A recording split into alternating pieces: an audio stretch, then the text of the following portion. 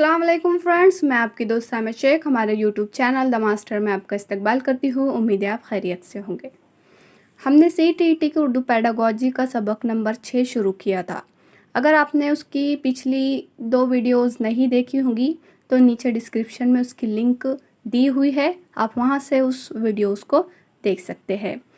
Video को शुरू करने से पहले अगर आप हमारे चैनल पर नए हैं तो चैनल को सब्सक्राइब कीजिए, वीडियो को लाइक कीजिए, बेल आइकन पर प्रेस कीजिए ताकि आपको न्यू वीडियो की नोटिफिकेशन वक्त पर मिलती रहे। वीडियो को ज़्यादा से ज़्यादा शेयर कीजिए।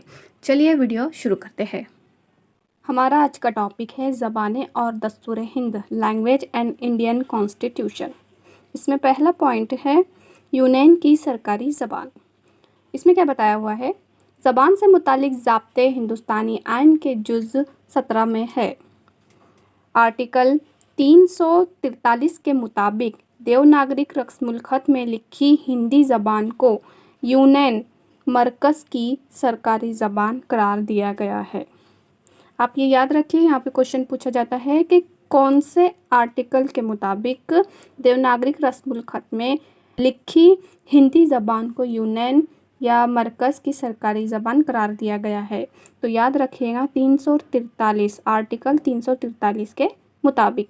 या फिर ऐसा भी कहा जाता है, सवाल पूछा जाता है कि आर्टिकल 343 के मुताबिक कौन सी ज़बान को यूनान मरकज़ की सरकारी ज़बान करार दिया गया है।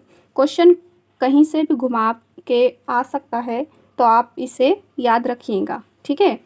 आगे है, अंग्रेज़ी को आइन लागू होने के 15 साल बाद तक के लिए माविन सरकारी का दर्जा दिया गया था।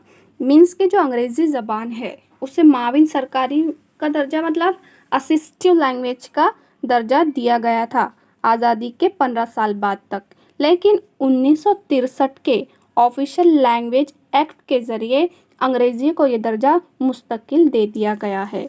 मीन्स कि यहाँ पे क्या बताया जा रहा है कि पहले जो अंग्रेज़ी को असिस्टिव लैंग्वेज माना जाता था, लेकिन बाद में 1963 के ऑफिशियल लैंग्वेज एक्ट के ज़रिए इसको अब परमानेंट इसको दर्जा दिया गया है असिस्टिव लैंग्वेज का, ठीक है। याद रखिएगा, ये जो मैंने आपको तमाम पॉइंट्स बताई हूँ इस पर सवालात आ सकते हैं। जैसे आर्टिकल्स देवनागरी रस्मुल ख़त हिंदुस्तानी, इस पर 2-3 सवाल आ सकते हैं। कितने साल तक के कितने साल के बाद अंग्रेज़ी को असिस्टिव लैंग्वेज का दर्जा दिया गया, फिर उसके बाद कब उसे मुस्तकिल दर्जा दे दिया गया। इस तरह के क्वेश्चंस यहाँ पर बन सकते हैं। चलिए आगे बढ़ते हैं। अगला पॉइंट हमारा है सूबों की सरकारी ज़बान। इसमें क्या बताया हुआ है, आर्टिकल 345 के मुताबिक सूबे की कानून साज असम्बली सूबे में बोली जाने वाली किसी एक या एक से ज़्यादा ज़बान को सरकारी ज़बान के तौर पर इख्तियार कर सकती है। यहाँ पर क्या बताया हुआ है कि अपने जो इंडियन कॉन्स्टिट्यूशन है, हमारा जो हिंदुस्तानी आइन है, उसमें आर्टिकल 345 के मुताबिक जो सूबा है उसमें जो कानून साज असम्बली में जो बोले जाने वाली जो ज़बान होती है वो एक से या एक से ज़्यादा हो सकती है, जिसे हम सरकारी ज़बान के तौर पर इख्तियार कर सकते हैं। हमारा अगला पॉइंट है कौमी ज़बान, नेशनल लैंग्वेज, राष्ट्रीय भाषा। हम हिंदी को कौमी ज़बान मानते हैं, लेकिन आइन में कौमी ज़बान के ताल्लुक से कुछ नहीं कहा गया है। हम क्या मानते हैं, हिंदी को कौमी ज़बान, नेशनल लैंग्वेज या राष्ट्र भाषा, लेकिन आइन में ऐसा कुछ भी इस ज़बान के ताल्लुक से नहीं कहा गया है। अक्सर सवाल पूछा जाता है कि क्या हिंदी हमारी राष्ट्रभाषा है, तो जी नहीं, हिंदी हमारी राष्ट्रभाषा नहीं है। ये याद रखिएगा, ये बहुत इम्पॉर्टेंट बात है कि हिंदी हमारी राष्ट्रभाषा नहीं है, क्योंकि आइन में इसको कहीं भी बताया नहीं गया है, ठीक है। आगे बढ़ते हैं, आगे क्या बताया हुआ है इसमें। आगे ये बताया हुआ है कि आर्टिकल 351 के मुताबिक मरकज़ को हिंदी की तशहीर और फ़रोग़ के लिए काम करता है। यहाँ पे क्या बताया हुआ है, कौन सा आर्टिकल, 351। ये मरकज़ मतलब हिंदी की तशहीर मीन्स के उसके प्रचार के लिए, उसके डेवलपमेंट के लिए, उसको फ़रोग के लिए कौन सा आर्टिकल काम करता है, आर्टिकल 351। याद रखिएगा, ये पॉइंट बहुत इंपॉर्टेंट है। पहले कौमी ज़बान जो है वो हम हिंदी को मानते हैं, लेकिन हिंदी हमारी कौमी ज़बान नहीं है, राष्ट्रभाषा या नेशनल लैंग्वेज नहीं है। ये पूरा जो आयन है यहाँ पर कहीं भी इसका जिक्र नहीं किया गया है। ठीक है, आगे बढ़ते हैं। आगे जो हमारा पॉइंट है वो है मादरी ज़बान में प्राइमरी तालीम।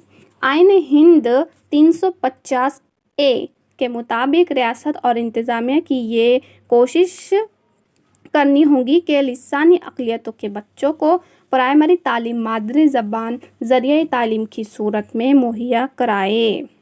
अब यहाँ पे क्या बताया जा रहा है कि जो लिसानी अक़लियतों के बच्चे होते हैं, मीन्स के ऐसे बच्चे या ऐसे लोग जो हमारे ज़िलाई सतह से जिनकी ज़बानें मुख्तलिफ़ होती है, हम अगर हिंदी, तमिल या कोई दूसरी ज़बानें बोलते हैं तो उनकी ज़बानें हमारी ज़बानों से मुख्तलिफ़ होती है, और ऐसे तबके बहुत कम होते हैं, जैसे आदिवासी तबका हुआ। ये कुछ ही लोग होते हैं और ये जो समाज है उससे अलग रहना पसंद करते हैं, क्योंकि इनकी रस्म रिवाज, इनकी ज़बानें, इनकी हर चीज़ मुख्तलिफ़ होती है। लेकिन फिर भी रियासत ये कोशिश कर रही है कि इन बच्चों को, ऐसे बच्चों को प्राइमरी तालीम उन्हीं की मादरी ज़बान के ज़रिए दी जाए। आयन हिंद 350A के मुताबिक रियासत इस तरह की कोशिशें कर रही है और उन्हें तालीम की सूरत में मुहैया कराने की कोशिश कर रही है। ठीक है, उम्मीद है आपको ये पॉइंट समझ में आया होगा, मादरी ज़बान में प्राइमरी तालीम। आगे बढ़ते हैं। अगला पॉइंट है हमारा हिंदुस्तानी ज़बानों के ज़ुमरे। हिंदुस्तान में बोली जाने वाली ज़बानों को दर्ज झील ज़ुमरों में तकसीम किया जाता है। इसमें पहला पॉइंट है दर्ज फ़हरिस्त ज़बानें, शेड्यूल लैंग्वेज। इसमें है हिंदुस्तानी आयन के 8वें शेड्यूल में दर्ज ज़बानें दर्ज फ़हरिस्त ज़बानें कहलाती है। क्या कहा है यहाँ पर कि जो हिंदुस्तानी आयन है उसके 8वें शेड्यूल में जो ज़बानें दर्ज है उन तमाम ज़बानों को दर्ज फ़हरिस्त ज़बानें कहा जाता है। हाल में इनकी कुल तादाद 22 है। इसकी कितनी तादाद बताई हुई है यहाँ पर, 22, जिनमें उर्दू भी शामिल है। इन 22 ज़बानों में हमारी उर्दू ज़बान भी शामिल है। आज़ादी के वक्त दर्ज फ़हरिस्त ज़बानों की तादाद 14 थी। ये ज़बानें आसामी, बंगाली, गुजराती, हिंदी, कन्नड़, कश्मीरी, मलयालम, मराठी, उड़िया, पंजाबी, संस्कृत, तमिल, तेलुगु और उर्दू थी। याद रखिए, ये जो तमाम आपको नंबर और अदद बताए जा रहे हैं, तादाद बताई जा रही है, पेपर में पूछे जाते हैं। कितनी तादाद बताई हुई है, 22, लेकिन आज़ादी के वक्त कितनी तादाद थी, 14। तो ये 14 के 14 जो ज़बानें यहाँ पर बताई गई है, जैसे आसामी, बंगाली, गुजराती, हिंदी, कन्नड़, कश्मीरी, मलयालम, मराठी, उड़िया, पंजाबी, संस्कृत, तमिल, तेलुगु और उर्दू इसमें शामिल थी। तो इनको बहुत अच्छे से और ध्यान से याद रखिएगा। ठीक है, आगे बढ़ते हैं। आगे है 21वीं आयन तरमीम 1967 के ज़रिए सिंधी ज़बान को, 71वीं आयनी तरमीम 1992 के ज़रिए कोंकणी, मणिपुरी और नेपाली को, और 92वें आयन तरमीम के ज़रिए मज़ीद 4 ज़बानों बोडो, डोगरी, मैथिली और संथाली को इस फहरिस्त में शामिल किया गया है। इस तरह इनकी कुल तादाद 22 हो गई है।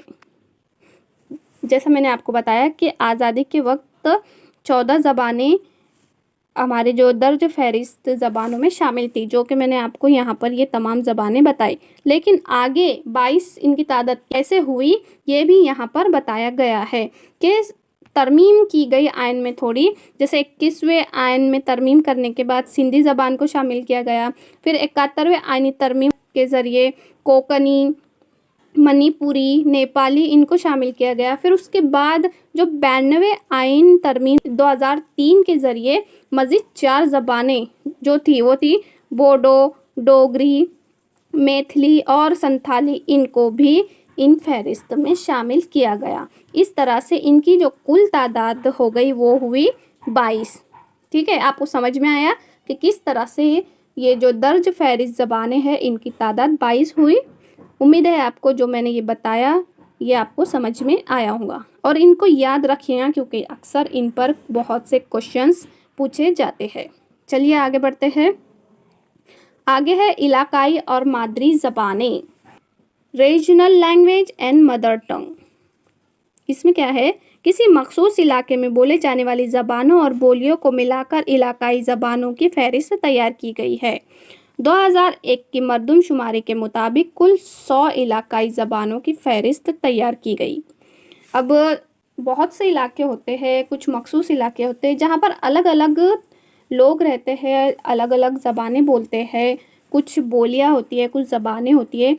तो 2001 में इसका सर्वे किया गया, मरदमशुमारी की गई, जिसके मुताबिक हमें कुल 100 इलाकाई ज़बानों की फहरिस्त इस सर्वे के मुताबिक तैयार की गई। ठीक है, आगे बढ़ते आगे क्या बता रहा है ये कि मादरी ज़बान उस ज़बान को कहते हैं जो बच्चे के घर और आसपास बोली जाती है। मादरी ज़बान एक से ज़्यादा भी हो सकती है क्योंकि ऐसा मुमकिन है कि बच्चे के घर और पड़ोस में एक से ज़्यादा ज़बानें इस्तेमाल की जाती हो। अब यहाँ पर मादरी ज़बान किससे कहते हैं ये बताया जा रहा है। किसे कहते हैं मादरी ज़बान की जो बच्चों के घर में या आसपास बोली जाती है उसे मादरी ज़बान कहते हैं। लेकिन ऐसा ज़रूरी नहीं है कि मादरी ज़बान सिर्फ एक ही हो, एक से ज़्यादा भी हो सकती है क्योंकि उसके आसपास उसके घर में या उसके पड़ोसी अलग अलग ज़बानें इस्तेमाल करते हो, जिसकी वजह से बच्चा उन ज़बानों को सुनकर सीखता है। तो उसकी ज़बानें जो मादरी ज़बान है वो एक से ज़्यादा हो सकती है। 1961 की ज़बान की राय शुमारी में कुल 1652 मादरी ज़बानें दर्ज की गई। क्या बताया जा रहा है यहाँ पर, 1961 की ज़बान की राय शुमारी में कुल 1652 मादरी ज़बानें दर्ज की गई। इन आंकड़ों को, इन तादाद को याद रखिएगा। 1961 में 1652 ज़बानें जो मादरी ज़बानें उनको दर्ज किया गया। उम्मीद करती हूँ आपको ये समझ में आया होगा। चलिए आगे बढ़ते हैं। हमारा तीसरा पॉइंट है कदीम ज़बानें, क्लासिकल लैंग्वेज। ये हमारा लास्ट पॉइंट है। कदीम ज़बानें वो ज़बानें हैं जो अपनी कदीम तारीख़, आज़ाद क़वाइद और असल अदबी ज़ख़ीरा रखती है। इस फ़हरिस्त में हाल में 6 ज़बानें शामिल की गई है। पहली है तमिल ज़बान जो 2004 में शामिल की गई। उसके बाद है संस्कृत ज़बान, इसको 2005 में शामिल किया गया। फिर है तेलुगु ज़बान, इसे 2008 में शामिल किया गया। कन्नड़ ज़बान को भी 2008 में शामिल किया गया। मलयालम ज़बान को 2013 में शामिल किया गया और जो उड़िया ज़बान है इसे 2014 में शामिल किया गया। ये कदीम ज़बानों के बारे में बताया गया है कि इनको भी इस फहरिस्त में शामिल किया गया है। ठीक है, उम्मीद है मैंने जो भी आपको आज टॉपिक पढ़ाए हैं आपको समझ में आए होंगे। मैं आपसे यही उम्मीद करती हूँ। आज के लिए सिर्फ इतना ही। अगर आपको वीडियो पसंद आया होगा तो इसे ज़्यादा से ज़्यादा शेयर कीजिए, लाइक कीजिए और मैं आपसे फिर एक बार रिक्वेस्ट करती हूँ कि अगर आप हमारे चैनल पर नए हैं तो चैनल को सब्सक्राइब कीजिए, बेल आइकन पर प्रेस कीजिए ताकि आपको हमारी न्यू वीडियो की नोटिफिकेशन वक्त पर मिलती रहे। मिलते हैं इंशाल्लाह एक नई वीडियो में एक नए टॉपिक के साथ। तब तक के लिए अल्लाह हाफिज़, अल्लाह निगहबान।